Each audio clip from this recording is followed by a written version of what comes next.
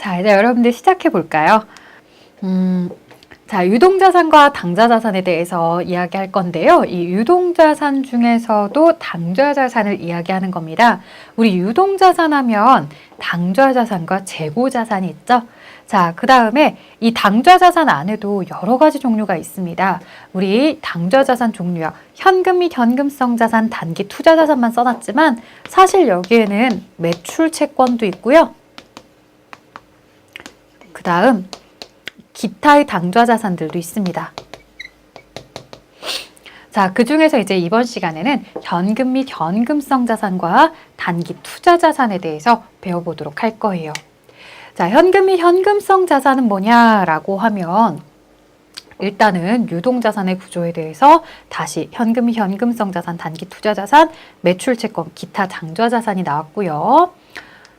자, 현금 및 현금성 자산, 현금, 당좌예금, 보통예금, 현금성 자산 이렇게 네 가지가 들어있다고 합니다.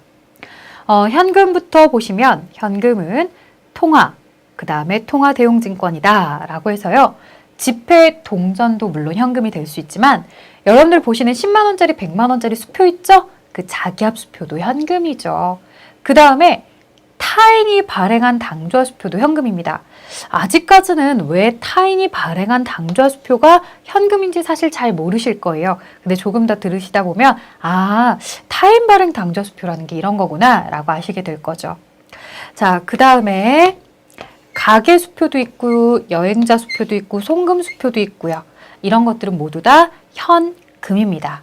자, 우편한 증서, 소액한 증서, 전신한 증서, 만기가 된 국공사채 이자표, 배당금 지급 통지표, 그 다음에 국고송금 통지서 여기까지 통화 대용증권으로서 이들은 모두 다 현금 이렇게 부릅니다.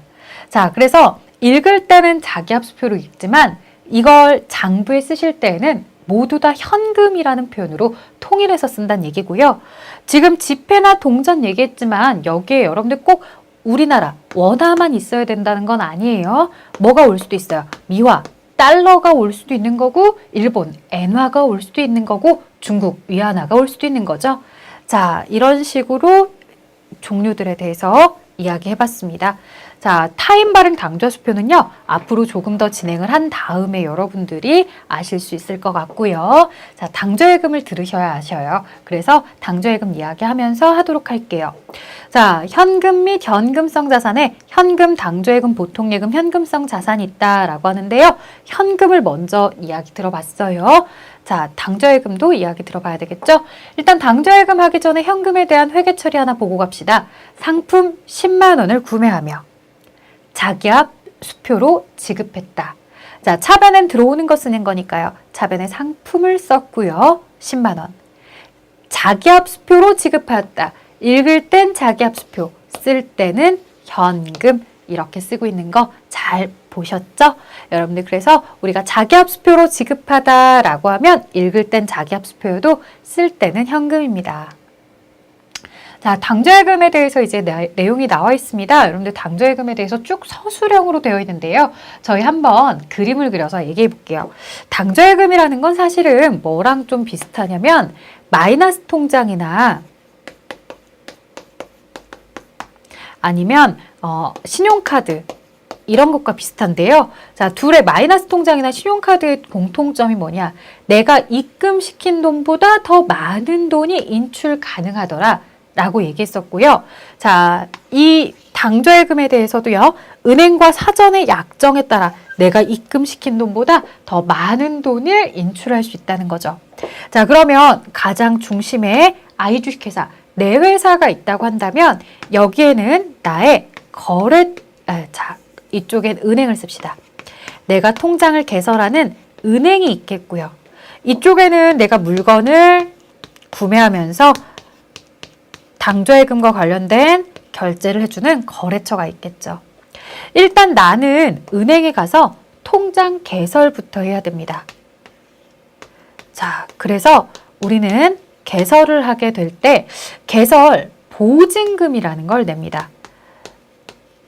일단 당좌예금이라는 것 자체가 내가 입금한 돈보다 더 많은 돈을 인출할 수 있기 때문에요. 담보로 제공할 수도 있는데 담보는 회계상 거래가 아니니까 생략하고 이와 관련해서 개설 보증금을 납부할 수도 있다는 거죠. 이 문제에서는 여러분들 저희 책의 예제에서는 개설 보증금을요 100만 원을 냈다라고 예를 들어서 이야기할 겁니다. 이러면 은행에서 나에게 수표책을 지급하게 될 겁니다. 그럼 나는 은행으로부터의 수표책을 받아오시고요. 자, 그리고 나서 이제 거래처로부터 물건을 구입해야 될 텐데요. 이 개설 보증금을 내서 통장 개설을 했을 뿐이지 지금 현재 인출 가능액은 제로입니다. 따라서 이 통장에 200만 원에 대해서 입금을 시킨다라고 해서 200만 원 입금시키는 회계 처리를 중간에 진행하게 될 거예요. 자, 그리고 나서 내가 거래처로부터 150만 원의 물건을 구입하면서 앞에서 받아온 수표책에다가 금액을 기록해서 거래처에 제공을 한 겁니다. 그럼 수표를 발행하여 지급하다라고 해서 거래처에 그 수표가 가게 되면 거래처는 150만 원짜리 수표를 가지고 은행에 가셔서 제시를 하면 I의 계좌에서 은행이 거래처에게 돈을 인출해주는 시스템입니다. 자, 200만 원 입금한 상태에서 150을 수표 결제를 했으니까 지금 현재 남은 돈은 은행에 플러스 금액은 50만 원이 있겠네요. 만약 이 상태에서 다시 한번 추가로 200만 원어치를 구매하며 또 수표를 발행해서 지급했다고 하더라.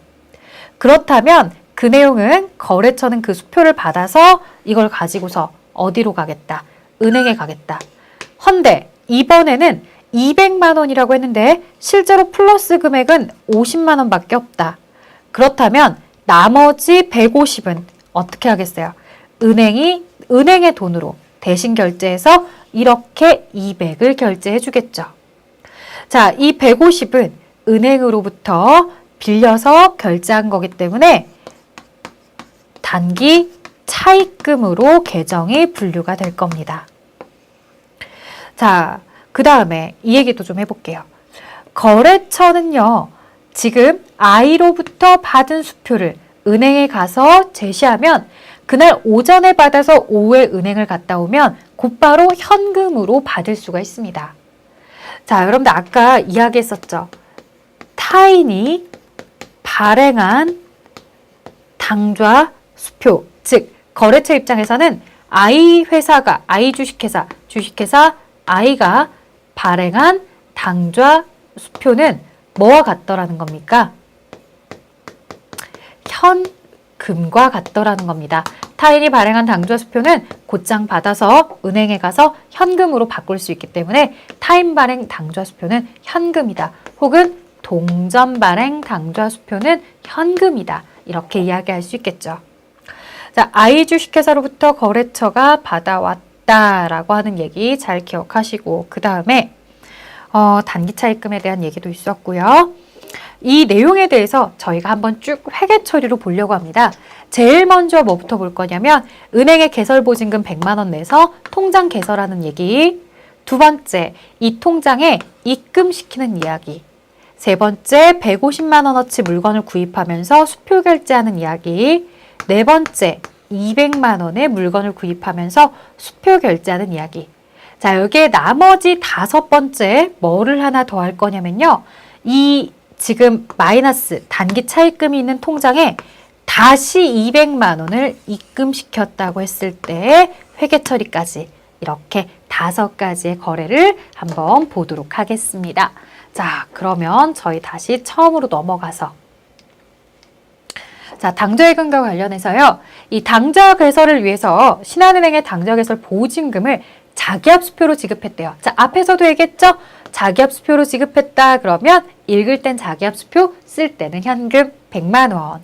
지급 후에 당좌 개설을 하다. 계좌 한도는 500까지 출금 가능하도록 하였다라고 했는데 어차피 보증금으로 납부한 것만 회계 처리하시면 됩니다. 100만 원에 대해서 보증금으로 납부했는데 계정 과목을 보시면 보증금이 아니죠. 뭐라고 불러요? 특정 현금과 예금이라고 부르고 있네요. 자, 우리요. 개설보증금이라는 계정 과목이 없어요. 그래서 저희는 이럴 때에는 특정 특정 현금과 예금이라고 부르기로 하고요. 이 특정 현금과 예금은 바로 투자 자산에 속하는 계정입니다. 자, 당좌예금은 당좌자산에 속하지만 이 특정 현금과 예금은 은행에 1년 이상 계속해서 남아있을 돈이기 때문에 투자자산으로 들어가죠. 자, 그 다음 보통예금 통장에 새로 개설한 당좌예금 통장으로 200만 원을 계좌이체 시켰다라고 합니다. 자, 그러면 대변에 보통예금에서 돈이 나갔고요. 차변에는 당좌예금이다. 이렇게 하시는 거죠. 보통예금의 통장은 잔액이 줄어들지만 다시 당좌예금 통장 잔액은 증가하게 될 겁니다. 자, 보통예금 통장 잔액을 줄여서 이렇게 당좌예금으로 보냈습니다. 차변에 당좌예금 개설하고 나서 당좌예금이 200만 원이 들어오게 되었습니다. 자, 다음. 원재료 150만 원을 구매하며 당좌 수표를 발행하여 지급하였다라고 되어 있습니다. 자, 차변에 원재료 매입했고요. 대변에 수표를 발행하여 지급하면 당좌 예금이 되고요. 자, 당좌 예금이 앞에서 200만 원이 있었기 때문에 수표를 발행하여 지급하다라고 했을 때 150이 모두 다 당좌 예금 계좌에서 나갈 수 있습니다.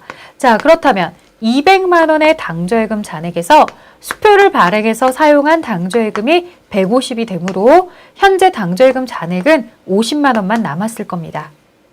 자, 이 상태에서 다시 또 200만 원의 원재료를 구매했다고 합니다. 자, 차변의 원재료가 200이고요. 수표를 발행하여 지급하다라고 했을 때요. 이 수표 발행해서 지급하는 거 당좌예금에서 돈이 나갑니다. 자, 그런데 앞에 원재료가 150이고 당좌예금이 150이라 그래서 두 번째도 똑같이 쓰시면 곤란합니다. 원재료의 매입은 200이 맞지만 실제 당좌예금에서 나갈 수 있는 플러스 잔액은 50만 원밖에 잔액이 없습니다. 그러면 플러스 잔액을 제외한 나머지는 뭐냐? 은행을 통해서 빌려서 결제하는 거기 때문에 이 단기 차입금이라는 계정을 쓰게 됩니다. 혹은요, 자, 계정 과목으로는 단기 차입금이라고 쓰지 않고 당좌예금의 마이너스 잔액, 당좌 차월이다. 이렇게 쓸 수도 있습니다. 어쨌든 당좌 차월도 단기 차입금 성격입니다. 이렇게 당좌예금의 마이너스 잔액은 이렇게 단기 차입금으로 기록하고 있다는 거 기억해 주시오. 자, 기억해 주세요. 그 다음에 이 마이너스 150만 원인 통장이에요. 왜냐고요? 자, 아까 200이 있었고 150을 결제를 해서 50이 있었는데 자, 50이 있었는데 다시 200 결제를 했기 때문에 현재 마이너스 150. 그 통장에 200만 원을 계좌이체 시켰다라고 하면 실제로 남은 플러스 금액은 얼마가 되겠다? 50만 원이 되겠다. 하여 보통 예금에선 200이 나갔지만 빚부터 갚으셔야죠. 단기 차입금 갖다 쓰시고 나머지가 당좌 예금이 되는 겁니다. 여기까지 기억해 주세요. 자, 이처럼 저희가 회계 처리를 쭉 보았어요. 흐름에 따라서 보았으니까 기억을 잘 해보시면 될 텐데 제일 첫 번째, 자, 개설보증금으로 뭐가 있었다? 특정 현금과 예금. 그 다음에 당좌예금 통장에 입금되었다 그러면 차변에 당좌예금. 다음은 차변에 원재료를 매입하면서 수표를 발행하여 지급하다 대변에 당좌예금. 입금받았다 일 땐 차변, 그 다음 출금하다라고 하지 않고 수표를 발행하여 지급하다 대변. 자, 차변에 원재료를 구입하면서 당좌 수표를 발행하여 지급하였다. 당좌예금에서 돈 나갔고요. 나머지는 단기 차입금. 자, 당좌예금의 마이너스 잔액, 당좌 차월을 우리는 단기 차입금 계정, 부채로 인식을 한다. 자, 그 다음에 다시 단기 차입금의 당좌예금이 되었죠. 이렇게 하시면 여러분들 이제 대부분 학생들이 어디에 많이 포커스를 맞추냐면 특정 현금과 예금이라든가 당좌예금의 마이너스 잔액, 당좌 차월에 많이 포커스를 맞추시는데요. 사실 이건 특이한 부분이기 때문에 여러분들이 잘 기억을 하셔야 된다는 거지 사실상 더 많이 기억을 하시고 더 많이 보게 될 것은 바로 이 부분입니다. 우리가 수표를 발행하여 지급하다라고 하면 대변에 당좌예금을 이렇게 기록한다는 점 꼭 기억해 주십시오. 자, 대변에 현금으로 지급하다, 보통예금으로 지급하다가 아니라 수표를 발행하여 지급하다라고 하면 대변에 당좌예금이라고 쓴다는 점 꼭 기억해 주세요. 자, 그 다음에 당점, 내가 발행한 수표는 뭐다? 당좌예금이죠. 동점, 타인이 발행한 수표는 뭐다? 현금이죠. 자, 그 다음 조심. 내가 수표를 발행했었어요. 근데 거래처가 은행 가서 안 바꿨대요. 그걸 그냥 가지고 있었대요. 그러다가 나한테 다시 준 거예요. 그럼 내 당좌예금 통장에서 나갔던 돈이 다시 나의 당좌예금 통장으로 들어오니까 이와 관련해서 우리는 뭐가 된다는 거예요? 당좌예금 통장에서 나갔다가 당좌예금 통장으로 들어오기 때문에 전체적으로 뭐가 되더라? 우리가 네, 그렇죠. 내 당좌예금으로 기록을 하게 되더라. 요 현금이랑 잘 구분하세요. 현금은 다른 사람이 발행해 줬던 걸 내가 받는 경우를 얘기하는 거예요. 그건 난 바로 은행 가서 현금으로 바꿀 수가 있어요. 하지만 얘 아래는 내가 발행해서 나갔던 당좌 수표가 똑같이 들어오니까 나갈 때도 내 당좌예금 통장에서 나가고 들어올 때도 나의 당좌예금 통장으로 들어오죠. 자, 그래서 저희가 이렇게 볼 수 있어요. 자, 가끔 그래요. 당당동현, 동현아 당당해야지. 그래서 당당동현 이렇게도 얘기하는데요. 당점, 내가 수표를 발행할 때에는 당좌예금, 동점, 즉 타인이, 남이, 거래처가 발행할 때는 현금으로 씁니다. 특히나 이 점 굉장히 중요한데요, 여러분들. 시험에서 절대 동점 발행 수표를 받았다고 하지 않습니다. 이 앞에 꼭 거래처 이름을 씁니다. 삼진물산이 아니면 진화 회사가 주식회사 거래가 주식회사 뭐 예를 들어서 금정이 거래처가 발행한 수표를 받았다.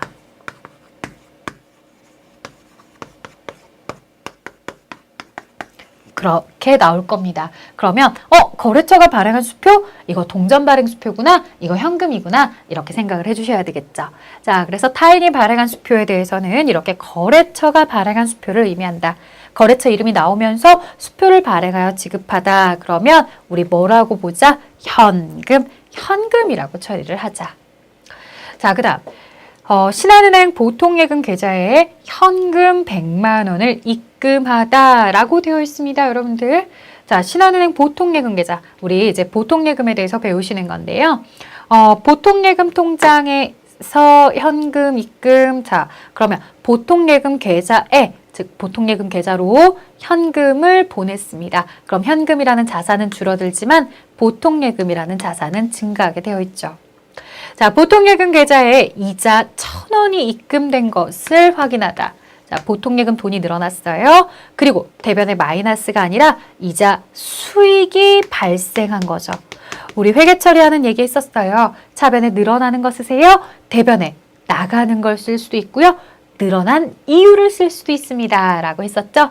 자, 그래서 차변에 보통예금, 대변에 현금, 차변에 보통예금, 대변에 이자 수익 이렇게 이야기했습니다. 자, 그럼 이제 신한은행 통장의 잔액은 100만 원에다가 1,000원의 이자까지 합치면 100만 1,000원의 잔액을 가지고 있겠네요. 자, 신한은행 통장에 100만 원을 우리은행 보통예금 계좌로 이체하였다. 이체 과정에서 1,000원의 수수료가 발생하였다. 자, 그러면 우리은행 통장으로 보냈다 그러니까 우리은행 통장 쪽은 잔액이 증가합니다. 하지만 신한은행 통장 쪽 잔액은 감소하겠죠. 우리은행 통장 쪽 잔액은 100만 원이 증가했는데 신한은행 통장에선 100만 1,000원이 사라지더라. 자, 여러분들 차변과 대변의 밸런스를 꼭 맞추셔야 됩니다. 그러면 100만 원이 들어왔는데 100만 1,000원이 나갔다. 차변의 1,000원을 뭐라고 하자? 수수료가 나간 거다. 수수료 비용이라고 이렇게 부르셔야 됩니다. 자, 다음 보도록 하겠습니다. 자, 타액으로 이체할 때 수수료까지 해서 수수료 비용을 배우셨는데요. 이 수수료 비용은 여러분들 모든 수수료를 다 우리가 회계에서 수수료 비용이라고 부르지 않아요. 그래서 하나하나씩 기억을 해주셔야 될 텐데 오늘 그 첫 번째가 나온 겁니다. 한 5가지 정도 기억을 해달라고 할 건데요. 첫 번째, 이렇게 다른 은행으로 이체할 때 수수료를 우리가 수수료 비용으로 쓰고 있다는 것도 잘 기억해 주세요.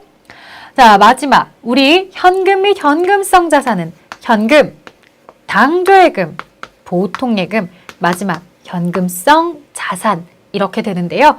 말 그대로 이제 현금성 자산은 현금의 성질을 가진 자산이에요. 아니 도대체 현금의 성질을 가졌다라는 것 어떻게 판단을 할 거냐? 자, 곧 현금으로 바꿀 수 있으면 우리 현금의 성질을 가졌다라고 이야기할 건데요.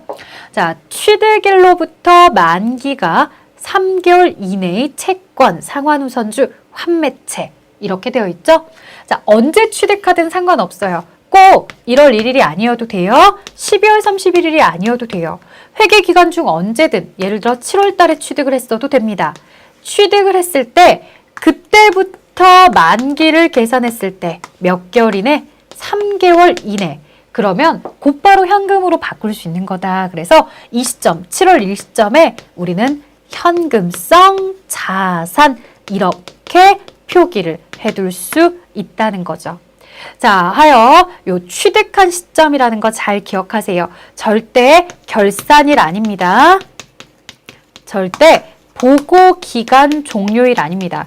보고기간 종료일이 바로 결산일을 의미하는 건데요. 이거 둘 다 아닙니다. 현금성 자산은 언제 취득했는지 그 취득을 기점으로 하는 겁니다. 그래서 취득일로부터 만기가 3개월 이내를 의미하는 것. 자, 어떤 것들인지 좀 더 자세하게 보면 투자 기간의 계약 기간이 3개월 이내에 초단기 수익증권, 3개월 이내에 환매 조건인 환매채, 3개월 이내에 도래하는 채권 상환 우선주 모두 다 3개월이 들어가 있죠. 자, 취득한 시점이라는 것도 잘 기억해 주세요. 초단기 수익증권이 뭔지 모르셔도 돼요. 굳이 네이버에 안 찾아보셔도 돼요. 환매채, 채권, 상환 우선주 이런 거 다 모르셔도 돼요. 자, 일단 문제의 괄호로 만기가 등장한다면 이 현금성 자산인지 아닌지를 판단하도록 하는 문제입니다. 그러니 3개월 이내라고 한다면 이런 상품들은 3개월 이내라고 한다면 현금성 자산으로 써야 되는구나. 이 정도 기억하시면 됩니다. 자, 이제 현금 과부족입니다. 여기서 조심. 이미 현금 및 현금성 자산은 끝났어요. 앞에 현금, 당좌예금, 보통예금, 현금성 자산 이 네 가지가 현금 및 현금성 자산입니다. 그러면 지금 이야기하게 될 현금, 과부족은 뭐냐? 자, 일단 현금 과부족이라는 건요. 재무상태표에 들어갈 수 없습니다. 왜냐? 얘는요. 임시계정이에요. 임의로 사용하는 계정이기 때문에 재무상태표뿐만 아니라 재무제표 어느 곳에도 들어갈 수가 없습니다. 자, 이 현금 과부족의 특징은요. 여러분들 혹시 용돈기입장 적으세요? 가계부 적으세요? 적냐고 물어보면 아무도 안 적는데요. 그래도 요즘은 어플로 적을 수 있어서 카드 결제하면 자동으로 써지니까 자긴 그거 쓰면서 용돈기입장 가계부 쓰신다고 하는데요. 사실 그건 여러분들 현실적으로 맞지가 않고요. 여러분들이 손으로 직접 손익계산, 우리가 가계부나 용돈기입장을 적지 않은 이유는 뭐냐면 사람들이 많이들 귀찮다고 하는데요. 그 귀찮은 이유가 바로 그거죠. 내가 며칠 동안 쓰지 않으면 내가 가지고 있는 현금의 금액과 장부에 기록이 되어 있는 현금의 금액이 안 맞아요. 내가 쓴 돈인데 어디에 썼는지 생각을 해보려도 그렇게 생각을 안 드는 거예요. 그래서 우리가 어떻게 하기로 했냐면요. 이 현금 과부족이다라고 해서요. 일단 금액의 밸런스 차이가 나오면 사실 돈이 부족하면 잡손실, 돈이 좀 더 그럴 일은 없겠지만 남아돌면 잡이익이라고 하시면 됩니다. 그런데 회계는요. 섣불리 잡손실 잡이익을 쓰지 말라고 해요. 왜냐?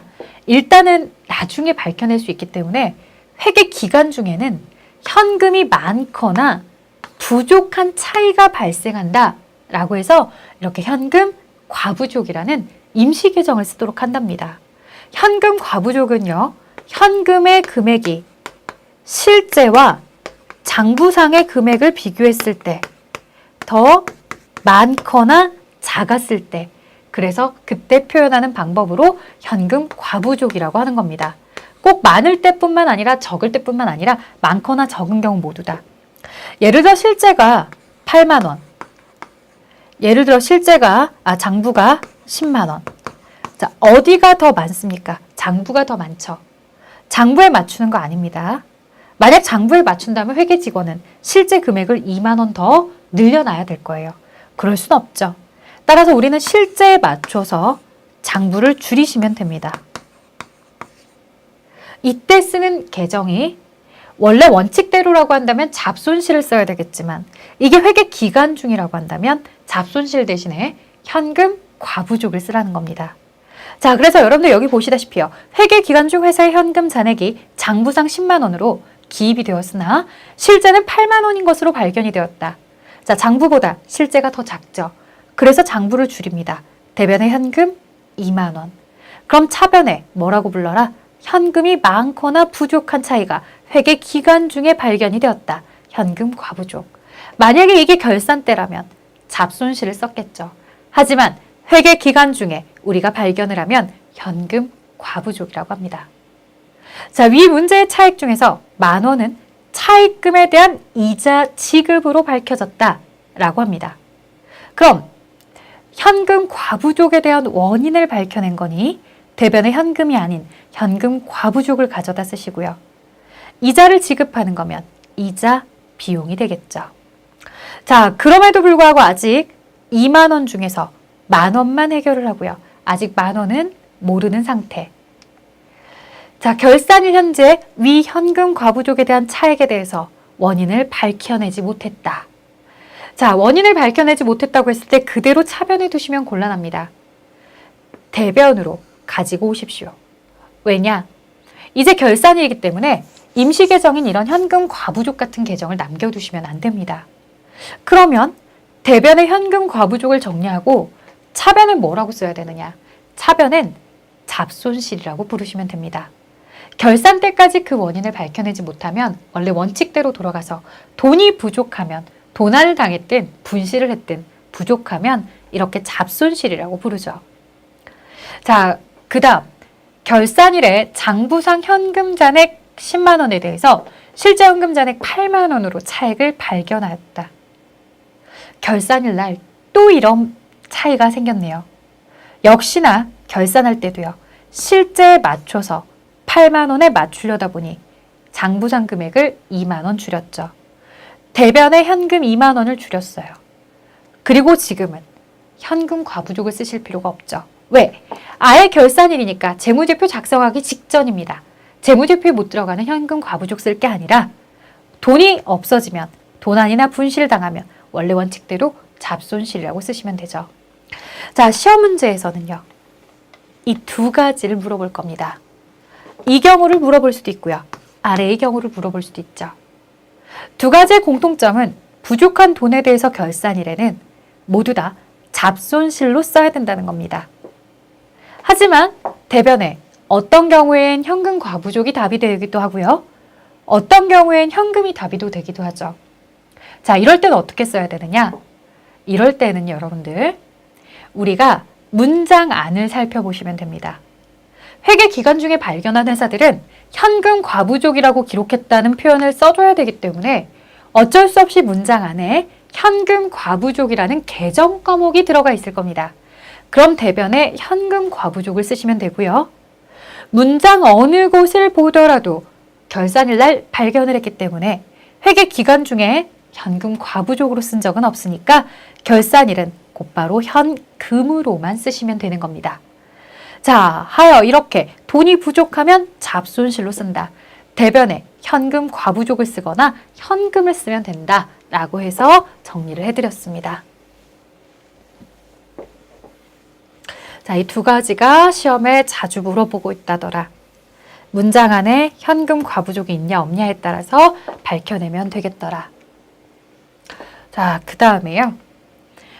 다음 사항에 대해서 현금 및 현금성 자산으로 처리하지 않도록 주의하자라고 되어 있습니다. 그 중에 이제 제일 여러분들이 많이 헷갈리시는 게 바로 저 선일자 수표인데요. 수표라는 단어가 나왔다고 해서 가계 수표, 여행자 수표, 그 다음 송금 수표, 타임 발행 당좌 수표, 자기압 수표 이런 것 때문에 더 많이 헷갈리시는 것 같은데요. 이 선일자 수표가 뭐냐? 말 그대로요. 앞선 날짜의 수표입니다. 자, 사실은 당좌예금인데요. 이 당좌 수표인데 이 당좌 수표 같은 경우 예를 들어서 지금이 1월 15일이다. 오늘 거래처가 나에게 와서 수표를 받아가더라. 그러면 여기 안에도 1월 15일 이렇게 써주셔야 됩니다. 그런데 직원이 깜빡하고 이 안에 날짜를 1월 15일이 아니라 죄송합니다. 직원이 깜빡하고가 아니라 이 회사가 당장 1월 15일 날 지급할 능력이 되지 않는다는 겁니다. 그래서 거래처에게 양해를 구하죠. 미안한데 내가 6개월 뒤에는 돈이 생길 것 같은데 그게 무슨 얘기인가 했어요. 그래서 내가 어쨌든 당좌수표 달라고 했죠. 그랬더니 그 당좌수표의 날짜가 7월 15일로 되어 있습니다. 야, 오늘 1월 15일인데 왜 7월 15일 거 주니? 라고 하니까 아까 그랬잖아. 우리 회사 사정이 좀 안 좋아서 6개월만 기다려주면 좋겠는데. 자, 그럼 만약에 여러분들 회사가 이런 미래의 날짜로 적힌 수표를 받아왔다.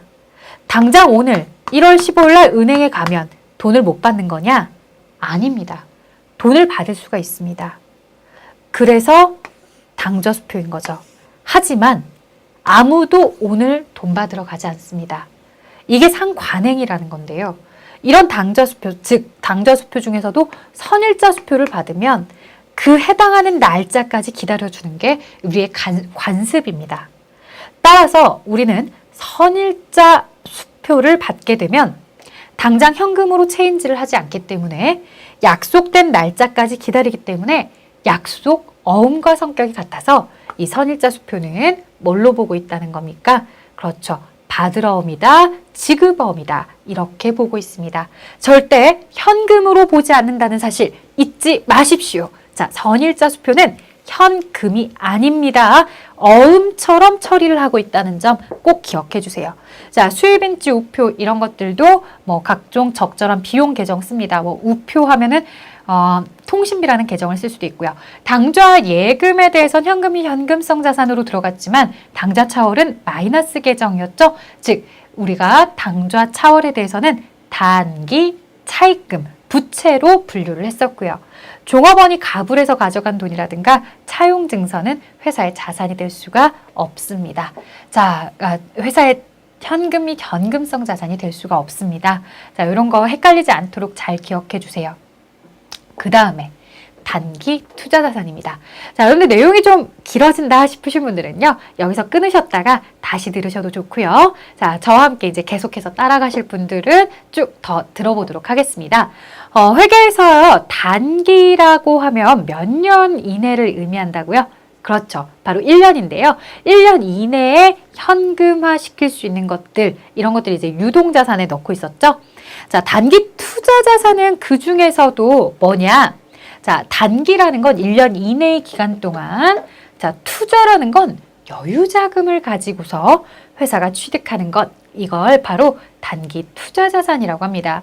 이 단기 투자 자산 같은 경우에는요, 1년 이내에 여유자금을 활용하는 목적으로 회사가 보유하고 있는 자산이다 라고 하는데, 여유자금을 활용할 목적이다 라고 했을 때 여러분들께 한번 질문해 볼게요. 누군가가 1년 동안 여러분들께 1억이라는 돈을 맡겨뒀다고 합시다. 뭐 말도 안 되는 얘기긴 한데 우리 왜 드라마 보면 그런 거 있죠. 그 머리 빡빡 깎은 조직폭력배 아저씨가 감옥에 가기 전에 1년 동안 살고 나올 테니 내 돈을 너가 좀 맡겨다오. 뭐 이렇게 해서 맡기고 갔다고 합시다. 자, 그렇다고 한다면 여러분들이 막상 그 1억 원의 돈을 받아놨을 때 여러분들은 뭐를 하실 거예요? 라고 물어보면요. 여러 가지 답변들이 많이 나오죠. 선생님 저는 그런 거 무서워서 안 받아요 라고 하시는 분들도 있고요. 적금 들어 넣을 거예요 라고 하시는 분들도 있죠. 근데 사실 제가 이 얘기를 할 때만 하더라도요, 적금 이자율이요 한 3.6%까지도 막 가고 그랬어요. 그럼 1년이면 360만 원이에요. 하루에 10,000원 정도니까 꽤 쏠쏠하죠. 근데 지금은 사실 이자율이 많이 떨어졌어요. 막 1%대다 이런 얘기도 있어요. 그럼 적금은 의미가 없대요. 그럼 뭐 할 거니? 라고 물어봤더니 자기는 주식 투자하겠대요. 자기 주식 투자를 엄청 잘하는데 반드시 수익을 낼 수 있대. 그래서 막 자기는 많은 욕심 안 부리는데 5%만 상승해도 자기는 꼭 팔고서 다시 계속 투자를 해서 불려나갈 거래. 뭐 그럴 수도 있겠죠. 자, 그 다음에 누군가가 나에게 1억이라는 돈이 생겼다는 걸 알기 때문에 7% 이자를 줄 테니까 자기한테 돈을 좀 빌려달라는 거예요. 내가 대부업자도 아닌데 돈을 빌려주게 된 거야. 이자 노리고. 뭐 이럴 수도 있겠네요. 자, 보세요, 여러분들. 이처럼 개인들도요. 1억 원의 여유자금이 있으면 적금을 둘 수도 있고요. 주식을 살 수도 있고요. 누군가에게 돈을 대여할 수도 있다는 거죠. 마찬가지로 이 회사도 1년 이내에 여유자금이 있으면 적금을 부를 수도 있고요. 단기 금융상품, 주식을 살 수도 있고요. 단기 매매증권, 누군가에게 돈을 빌려줄 수도 있습니다. 단기 대여금. 자, 그 다음 단기 금융상품에 대해서 먼저 보시면요. 단기 금융상품은 만기가 재무상태표로부터 1년 이내의 여러 금융상품을 얘기한다고 합니다. 자, 이 두 가지 정도. 만기가 1년 이내에 정기예금, 정기적금이 있고요. 기타 금융상품으로 양도성 예금증서, CD, 어음관리구자, CMA 이런 거 있습니다. 여러분들이 알고 있는 CMA 통장, 예, 이거 맞습니다. 물론 양도성 예금증서, 어음관리구자가 마찬가지로 무엇인지 몰라도 됩니다. 다만 회사가 이런 상품들을 취득했을 때 1년 이내면 우리가 뭐라고 한다? 단기 금융상품이라고 합니다. 사실 정확하게 얘기하면 3개월 이상 1년 이내 이렇게 가야 됩니다. 왜냐? 똑같은 금융상품을 취득하더라도요. 취득일로부터 3개월 이내에 만기가 도래하면 이 녀석은 현금성 자산이라고 부릅니다. 앞에서 현금성 자산 배우셨죠? 자, 3개월부터 1년 이내라고 한다면 여기부터는 단기 금융상품이라고 합니다. 자, 똑같은 상품을 취득했어도요. 기간에 따라서 부르는 이름이 달라질 수 있고요. 자, 건데 실제 시험에서는 단기 금융상품으로 회계 처리하는 문제는 거의 없었습니다. 왜냐? 저희의 프로그램 안에는 정기예금이라는 계정 과목, 정기적금이라는 계정 과목이 있어요. 그래서 정기예금, 정기적금에 대해서는 여러분들이요, 그 해당하는 계정을 가져다 쓰시면 됩니다. 예를 들어 이런 거죠. 국민은행에 10개월 만기의 정기예금에 가입을 하고요. 1,000만 원의 보통예금에서 이체해서 입금시켰대요. 그 얘기는 보통예금 통장 잔액은 1,000만 원이 빠지고요. 정기예금 통장에 그만큼 돈이 증가하게 된다는 얘기입니다. 보시다시피 단기금융상품이라고 하지 않고요. 정기예금 이렇게 부르고 있는 거 잘 보시면 좋을 것 같습니다. 자, 그 다음에요. 유가증권에 대해서 배워보도록 할 텐데요. 이 갑자기 유가증권이 왜 나왔느냐? 바로 이 부분 때문에 나왔습니다. 여러분들 우리가요. 단기 금융상품, 단기 매매증권, 단기 대여금을 단기 투자자산이라고 한다고 했는데요. 그중에 단기 매매증권은요. 이 유가증권과 관련해서 내용을 들으셔야 어느 순간에 단기 매매증권이라고 부르는지 정확하게 판단을 내릴 수가 있죠. 자, 유가증권 하면요. 우리 주식, 사채, 국채, 공채 이런 걸 유가증권이라고 합니다. 자, 한번 이야기해 볼게요. 여러분들 지금 여기서 이야기하는 이 주식이요. 내외사 주식 아닙니다. 내외사 주식은 자본 파트에서 배울 거예요. 그럼 지금 이 주식은 뭐냐? 남의 회사 주식이라고 이제 생각하고서 수업을 들으시는데요. 타인의 회사의 주식을 사는 이유는요. 여러 가지 이유가 있어요. 내가 그 회사에 투자를 해서 배당을 받으려는 목적도 있을 수 있고요. 그 다음 짧은 기간 안에 시세 차익을 노리려고 할 수도 있고요.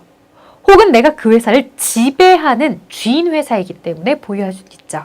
이런 식으로 내가 주식으로 가지고서 투자를 하는 거고요. 사채, 국채, 공채가 있는데요. 이 사채. 자, 사채라는 얘기를 하면 여러분들 대부분 아마 떠올리셨을 거예요. 대부분 다 뭘 떠올려요? 저기 어디 뭐 깍두기 아저씨, 조폭 아저씨 이렇게 생각하는데 그 사채 아니에요, 여러분들. 그 사채는 개인 사채고요. 저희가 배우게 될 사채는 회사채입니다. 회사채. 회사가 돈 빌리고 싶잖아요. 은행 가서 대출 받으면 된다고요? 아, 물론 그럴 수 있죠. 근데 은행에서 대출을 해주는데도 한계가 있습니다. 우리 회사는 거대한 자금을 장기간 빌리고 싶다. 그러면 꼭 은행 대출뿐만 아니라 이런 경우도 있습니다. 여러분들 주변에 아는 사람한테요. 오늘 당장 1,000만 원 빌려달라고 해보십시오. 아마 잘 안 빌려줄 거예요. 근데 오늘 당장 10,000원 빌려달라고 해보십시오. 일주일 뒤에 1,000원 이자 쳐서 갚을 테니까 10,000원만 빌려줘 라고 하면 아마 대부분 빌려줄 수 있을 겁니다. 이렇듯 한 사람한테 거액을 빌리는 건 힘들지만 여러 불특정 다수인에게 적은 금액을 빌리면 아마도 그들은 부담 없이 빌려줄 수 있습니다. 은행에 맡기는 것보다 이자를 더 준다고 한다면 더욱이 더 그럴 겁니다. 따라서 이렇게 다른 회사의 회사채, 그런 식으로 발행이 된 회사채를 우리가 구매해서 좀 더 높은 이자를 받기 위해서 남의 회사 사채를 구매한 거, 그게 바로 여기에 있는 사채입니다. 나의 회사의 사채라고 하면 나중에 부채 파트에서 배우시면 되겠죠? 자, 이건 우리 회사 사채가 아니라 다른 회사 사채를 구매해서 내가 이자나 이런 걸 받는 거고요. 국채는 뭐냐? 나라가 발행한 증서고요. 공채는 지방자치단체가 발행한 겁니다. 성격은 비슷합니다. 그들도 돈을 빌리기 위해서 우리에게 국채나 공채를 판매를 하는 거죠. 자, 그 다음 이런 성격에 따라 주식은 지분증권이라고 하고요. 사채, 국채, 공채는 모두 다 채무증권이라고 합니다.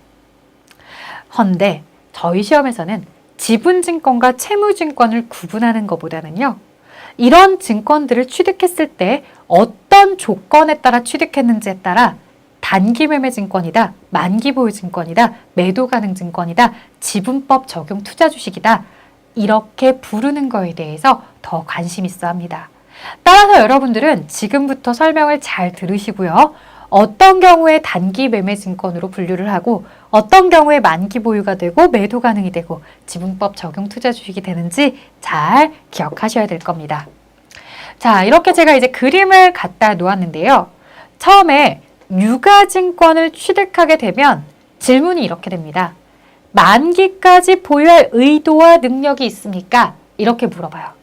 자, 제가 이제 여러분들 그 결혼을 하기 전에 사람들한테 이런 얘기합니다. 야, 나 오늘 남자 하나 만났는데 이 남자가 어쩌고 저쩌고 이렇게 막 얘기를 해요. 그럼 이제 사람들이 쭉 듣더니 괜찮네. 그러면서 야, 그 남자랑 결혼할 거야? 라고 물어봐요. 자, 결혼할 생각이 있다.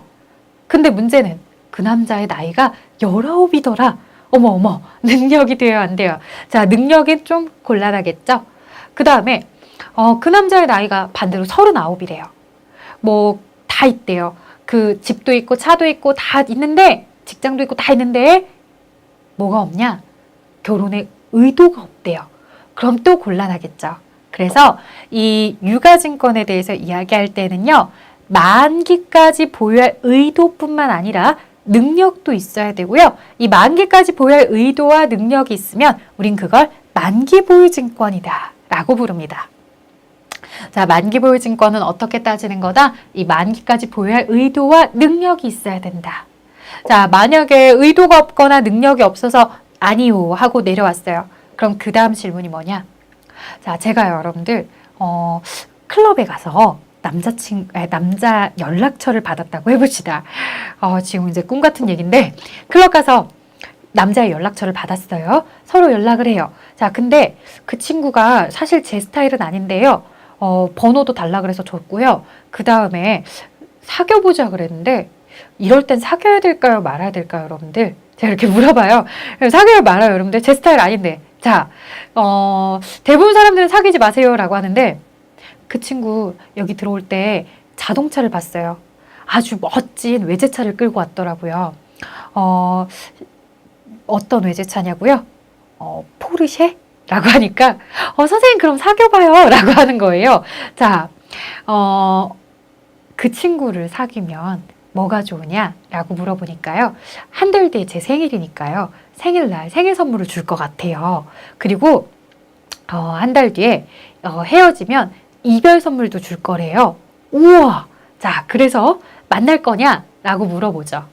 자, 이런 경우에는 여러분들 만약 만났다고 한다면 오래 만날 생각 있다 없다? 아유, 죽어도 내 스타일 아니라니까요. 자, 그러면 오래 만날 생각은 없는데 오로지 선물에 집중이 되어 있는 거죠. 뭔가 이렇게 매매 차익이 있으니까 내가 그렇게 만나는 거겠죠.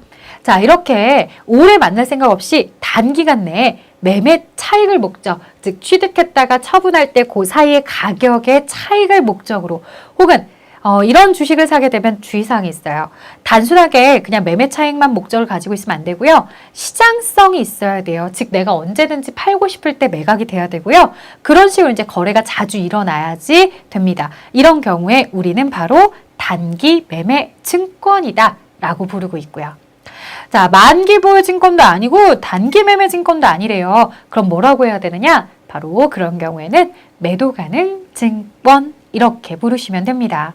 자, 이런 식으로 단기 매매 증권, 만기 보유 증권, 단기 매매 증권, 매도 가능 증권까지 이렇게 설명을 드렸습니다. 여러분들 잘 구분할 줄 아셔야 돼요. 제가 농담처럼 이야기했지만 만기까지 보유할 의도와 능력이 있으면 만기 보유 증권, 단기간 내에 매매 차익을 목적으로 하는 그 클럽남은 단기 매매 증권. 자, 그 다음에 사실은 여러분들 이제 20대 초반인 친구들한테 물어봐요. 야, 너 남자친구 있니? 그러면 있대요.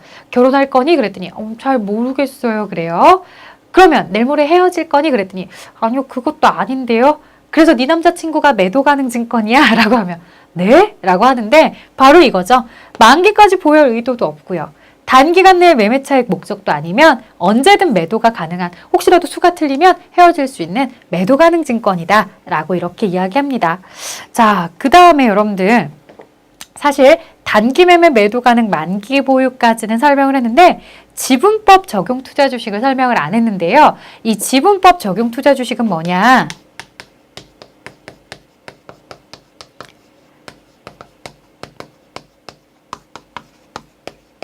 이 지분법 적용 투자 주식은 회사가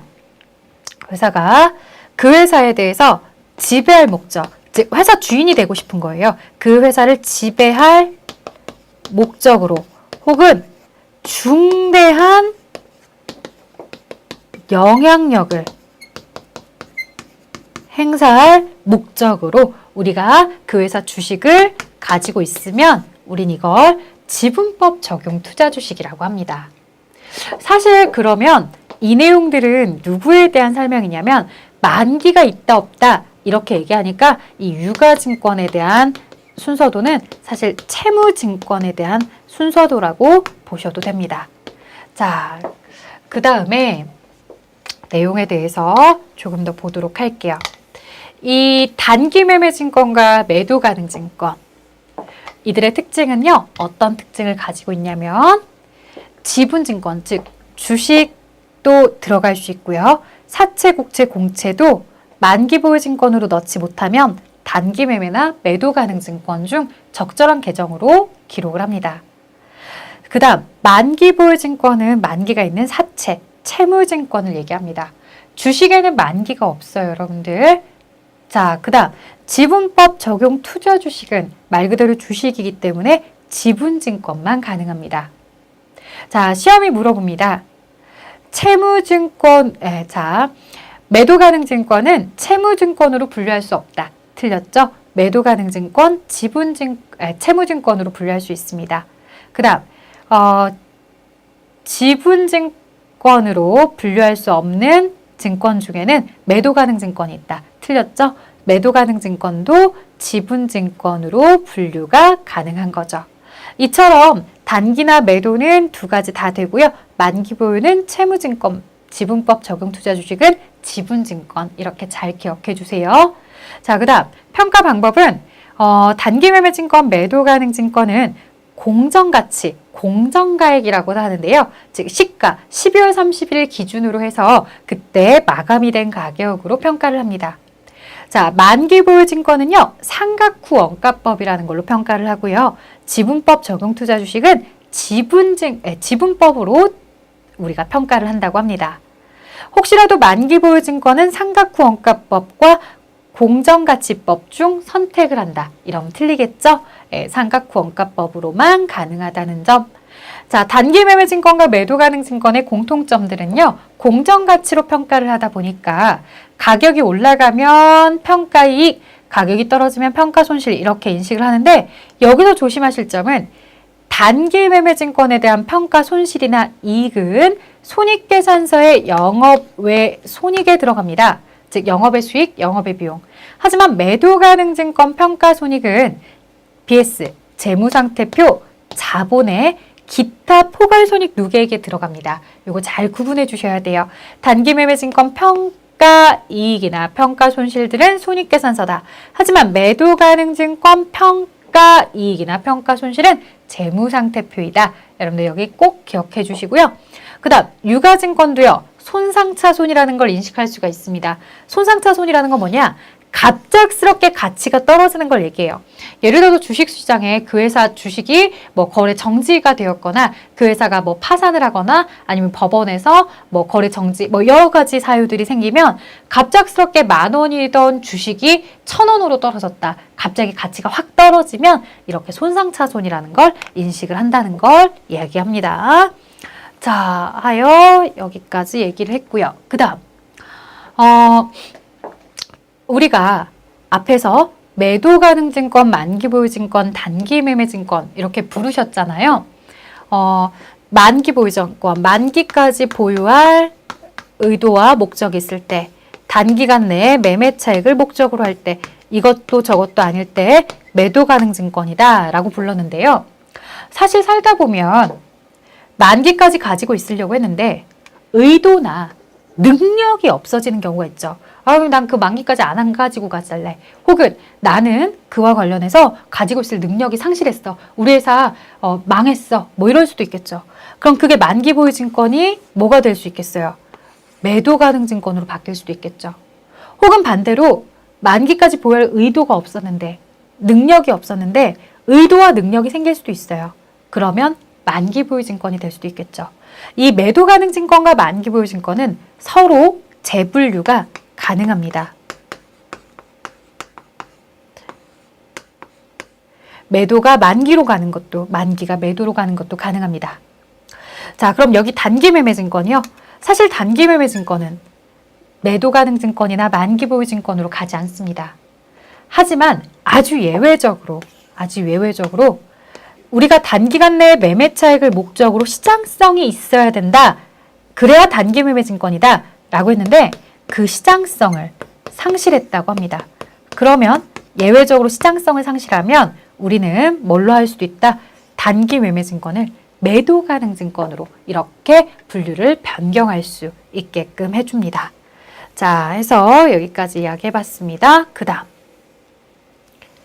이제 본격적으로요. 단기 매매 증권에 대해서 취득하는 이야기부터 시작해서 이 단기 매매 증권에 대한 보유하면서의 평가, 그 다음에 처분 이렇게 3단계로 나눠서 이야기를 해보도록 할게요. 자, 단기 매매 증권을 취득할 때 회계 처리. 단기간 내에 매매 차익을 목적으로 시장성 있는. 자, 이처럼 시험도요. 단기 매매 증권을 취득했습니다. 이런 표현 잘 안 써요. 단기간 내에 매매 차익을 목적으로 시장성 있는 유가증권이다. 이렇게 표현을 하는 거죠.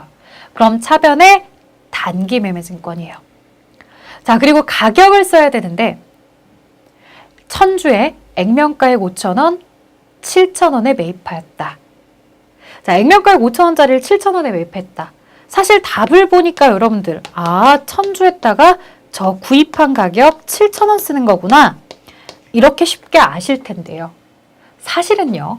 이 5,000원짜리 액면과 7,000원짜리에 대해서 구분을 좀 잘 할 줄 아셔야 됩니다. 액면가액 5,000원이라는 건 뭐냐면 그 주식회사를 설립할 때, 회사가 설립할 때 주식이 태어난 가격이 액면가액입니다. 물건으로 따지면 5,000원의 원가예요.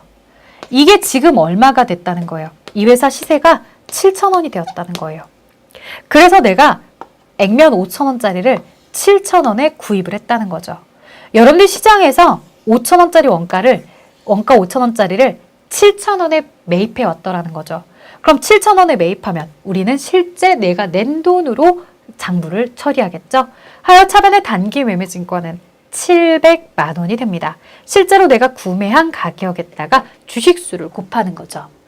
자, 그 다음에 수수료. 자, 매입하는 과정에서 10만 원의 수수료를 발행하여 라고 되어 있습니다. 그러면 이 수수료와 함께 수표를 발행하여 결제했다라고 하는데 단기 매매증권에 대한 수수료 이거 조심하셔야 됩니다. 수수료 비용하면 코드가 굉장히 여러 가지가 등장을 해요. 아직 실습을 진행하지 않아서 잘 모르실 텐데요. 500번, 600번, 700번, 800번, 900번 많이 등장합니다. 그 중에서도 900번 코드를 쓰시는데요. 900번 코드는 손익계산서 영업의 비용으로 집계가 되는 코드입니다. 아니, 왜 영업의 비용 쪽으로 집계가 되는 코드를 써야 되느냐라고 하시는데요. 이 주식을 사고 파는 행위가 회사의 주된 영업활동은 아니더라는 거죠.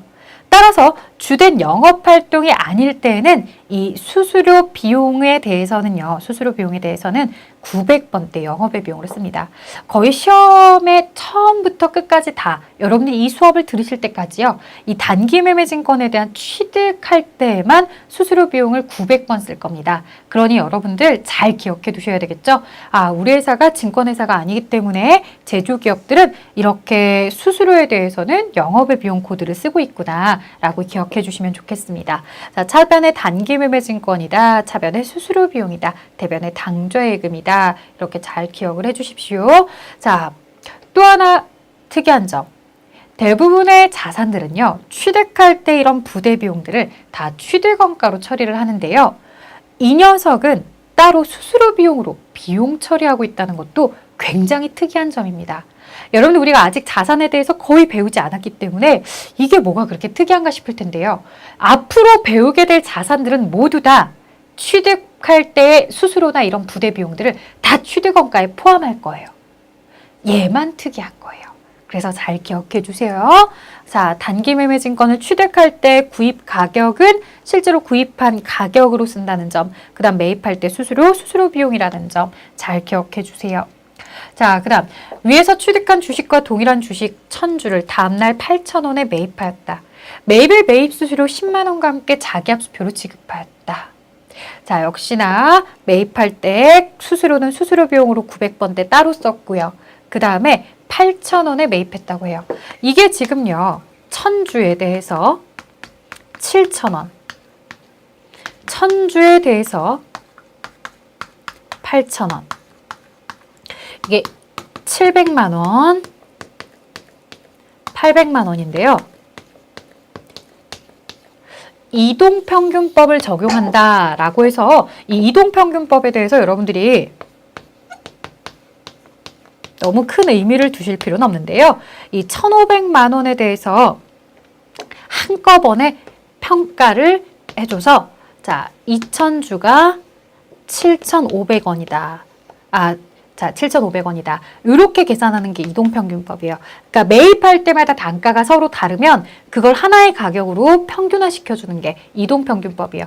이 회사가 가지고 있는 주식은 7,000원짜리, 8,000원짜리 구매한 주식이 아니라 지금 현재 7,500원짜리를 가지고 있다라고 해석하시면 돼요. 자, 일기 결산일에 단기 매매 증권의 공정가액이 10,000원이 되었대요. 한 주에 7,500원짜리가 10,000원이 되었대요. 2,500원씩 2,000주가 올랐겠네요. 그러면 2,000만 원이 되었을 테니 1,500짜리가 2,000이 되면 500의 평가이익. 차변의 단기 매매 증권 자산의 가치가 증가했어요. 대변의 그 증가한 이유를 단기 매매 증권 평가 이익이라고 부르시는 거죠. 자, 그 다음 기에 단기 매매 증권의 공정가액이 9,000원으로 평가가 되었다고 합니다. 그럼 가격이 떨어지면 9,000원으로 떨어지면 어떻게 하시면 되겠습니까? 2,000주에 대해서 9,000원이 되면 1,800 하여 2천만 원짜리가 1,800으로 200이 떨어집니다. 대변의 자산의 감소, 단기 매매 증권 200, 차변의 단기 매매 증권 평가 손실 이렇게 기록이 되겠죠. 자, 여기까지 여러분들 이제 잘 보셨으면 현재 9,000원의 주식을 가지고 한 주당 9,000원으로 주식을 기록하고 있습니다. 그 2,000주 중에 자, 그래서 1,800만 원 중에 절반을 팔았대요. 1,000주. 그러면 900만 원어치. 그 다음에 나머지 절반을 팔았대요. 900. 자, 그러면 1,800만 원짜리가 이렇게 한 주당 9,000원씩, 1,000주씩 900만 원, 900만 원씩 팔렸다. 헌데 차변에 받는 돈은 1,000만 원을 받았다. 헌데 700을 받았다. 900짜리를 팔면서 1,000만 원 받으니까 대변에 100만 원의 처분이익. 900짜리를 700 받고 파니까 200만 원의 처분 손실. 이렇게 되겠네요. 자, 그 다음. 자, 여기까지 이제 쭉 진행을 하고서 마지막 정리하는 이야기입니다. 여러분들, 단기 매매증권, 매도 가능 증권에 대해서 평가와 처분에 대한 손익들을 정리하는 얘기인데요. 아무래도 앞에 가치, 공정가치로 평가한다는 건 동일했지만 그들에 대해서 구분하는 것은 서로 달랐었죠. 단기 매매증권 평가 이익이나 평가 손실은 영업의 수익, 영업의 비용으로 넣었지만 매도 가능 증권 평가 이익, 평가 손실은 재무상태표 자본의 기타 포괄 손익 누계액으로 들어갑니다. 자, 처분에 대해서는요. 단기 매매 증권 처분 이익이나 처분 손실, 매도 가능 증권 처분 이익이나 처분 손실 모두 다 손익계산서가 맞습니다. 유일하게 이 부분만 다릅니다. 누구? 매도 가능 증권의 평가 이익이나 평가 손실이요. 자, 그러니 여러분들이 생각하더라도 이 부분이 시험에 굉장히 많이 나오겠죠. 단기 매매 증권과 매도 가능 증권은 공정가치로 평가한다. 맞는 지문입니다. 단기 매매 증권과 매도 가능 증권의 평가 손익은 단기 손익에 반영한다. 이건 틀린 얘기입니다. 왜? 단기 매매 증권과 매도 가능 증권의 평가 손익이라 하면 단기 손익에 영향을 미친다라는 건 단기 손익은 단기 순이익에 영향을 미치는 수익 비용을 얘기할 텐데 단기 매매 증권은 단기 손익에 영향을 미치지만 매도 가능 증권은 자본 쪽에 영향을 미치기 때문에 틀립니다. 그런 지문들에 대해서도 여러분들이 잘 기억해 주시고요. 평가에 대해서 간혹 이렇게 부르기도 합니다. 미, 실, 현, 보, 유, 손익. 다시 말해 처분한 게 아니니까 아직 실현되지 않은 회사가 가지고 있는 손실이나 이익이다 라고 해서 미, 실, 현, 보유, 손익 이런 표현으로 쓰기도 합니다. 자, 단기 대여금에 대해서 이야기해 보도록 할게요. 단기 대여금은요, 말 그대로 1년 이내에 6개월 상환 조건으로 돈을 빌려줬다고 하네요. 자, 1년 이내에 상환 조건으로 돈을 빌려주면 자기압 수표로 대여해주다 라고 했을 때 자기압 수표, 현금이 사라집니다. 자, 읽을 땐 자기압 수표, 쓸 땐 현금. 1년 이내에 빌려준 거기 때문에 단기 대여금. 대변엔 돈이 나가는 거, 차변엔 나간 이유를 쓴 거죠. 대여했던 대여금 원금 100만 원과 이자 10%를 보통예금으로 입금되었다라고 되어 있습니다. 차변에 보통예금에 돈이 들어왔고요. 대변의 원금이 단기 대여금, 대변의 나머지 이자를 이자 수익이다. 이렇게 얘기했죠. 자, 내가 단기 대여금으로 인해서 110을 받았다고 해서 모두 다 단기 대여금으로 쓰지 않습니다. 이렇게 보시다시피 원금, 이자 따로따로 쓰셔야 됩니다. 원금과 이자를 따로따로 쓰셔야 돼요. 자, 6개월 상환 조건으로 100만 원을 자기압 수표로 차입하였다. 자, 나중에 6개월 뒤에 갚기로 하고서 100만 원을 차입했대요. 차변에 현금 들어왔어요. 대변에 들어온 이유, 부채, 단기 차입금 때문에. 나중에 차입하였던 원금 100만 원과 이자 10%를 보통예금에서 이체하다. 자, 대변에 보통예금에서 돈이 나갔어요. 차입금 원금 100만 원, 이자 10%, 즉 이자 비용 10만 원이 나가는 거죠. 역시나 돈을 갚을 때에도 원금과 이자를 따로따로. 우리가 돈을 빌려주는 건 대여금의 이자 수익이었죠. 돈을 빌려주는 건 대여금의 이자 수익, 반대로는 돈을 빌리는 건 단기 차입금의 이자 비용이 됩니다. 자, 여기까지 여러분들 꽤 긴 수업을 들으셨어요. 앞에 이제 현금 및 현금성 자산이다. 그래서 현금, 당좌예금, 보통예금, 그리고 현금성 자산 4개의 계정을 기본으로 배우셨고요. 그 다음 또 뭐 배우셨냐면 현금 과부족이라는 임시계정 배우셨었죠. 자, 그 다음 단기 투자자산이다 라고 해서요. 단기 금융상품, 단기 매매증권, 그리고 그리고 단기 대여금까지 이 세 가지를 배웠습니다. 특히나 단기 금융상품에 대해서는 내용이 단기 매매증권에 대해서는 내용이 굉장히 길었죠. 유가증권에 대한 기본 설명부터 시작해서 꼭 단기 매매증권뿐만 아니라 매도가능증권, 만기보유증권, 지분법 적용 투자주식까지 모두 다 이야기했습니다. 해당하는 부분들 잘 구분해서 기억하시고요. 그 다음에 또 뭐가 있었습니까, 여러분들? 우리 나머지 이들에 대한 취득, 평가, 처분, 그리고 단기 매매 증권의 평가와 매도 가능 증권의 평가를 구분하는 이야기도 했었죠. 자, 여러분들 마지막으로 팁으로 하나 더 이야기하자면 단기 매매 증권은 단기 투자 자산, 즉 당좌 자산 안에 들어가는 1년 이내의 유동 자산입니다. 하지만 매도 가능이나 만기 보유나 지분법 적용 투자 주식이 자세히 나오지 않았던 건 이 비유동 자산에 투자 자산에 속하기 때문에 그랬던 거고요. 그 중에서도 채무증권에 해당하는 만기 보유나 매도 가능 증권들은 시간이 계속해서 흐르다 보면 어느 순간 1년 이내가 되었을 때 유동 자산으로 쓰기도 합니다. 따라서 나중에 프로그램을 이용해 보시면 아시겠지만요. 매도 가능 증권과 만기 보유 증권은 코드 번호가 같은 계정인데 꼭 두 개가 나옵니다. 앞에 건 유동자산 코드고요. 뒤에 건 투자자산 코드입니다. 자, 마지막으로 팁 하나 더 드리면 실제 시험에서는 뒤에 있는 투자자산 코드를 훨씬 더 많이 물어봤었으니까요. 나중에 혹시라도 실습하실 때 앞에 이론에서 제가 이렇게 팁으로 이야기했던 걸 떠올리실 수 있으면 더욱 좋을 것 같습니다. 자, 저희 그럼 여러분들 쉬었다 다음 강의 진행해 보도록 할게요.